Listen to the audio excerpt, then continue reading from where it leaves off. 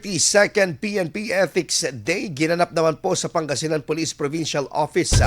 Para sa detalye ng balitang yan, kasama natin Idol Joanna De Vera. 104.7 IFM Report.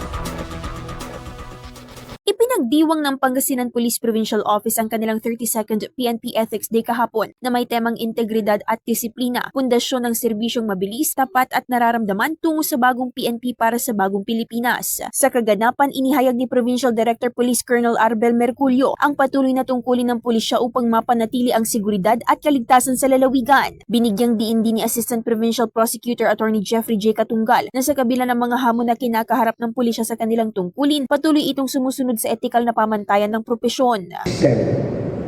By our government, it's good that the Philippine National Police was able to regain the trust and confidence of the people, of the community, of the constituent, because of what you have shown to them lately, showing to them that you can perform your duties and obligation as a police officer to the highest level of your skill and candor, to the best of your knowledge, to the best of your skill.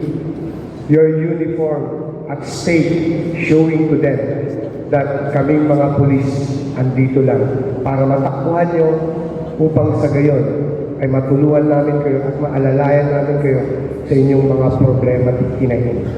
Kasabay ng selebrasyon, binigyang pagkilala rin ang mga pulis na nagsagawa ng mga positibong gawain bukod sa kanilang pangunahing tungkulin bilang tagapangalaga ng kapayapaan sa lalawigan. Kasama mula rito sa IFM Dagupan, ito si Idol Joanna De Vera, Tatak IFM.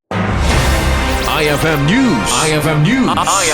IFM News.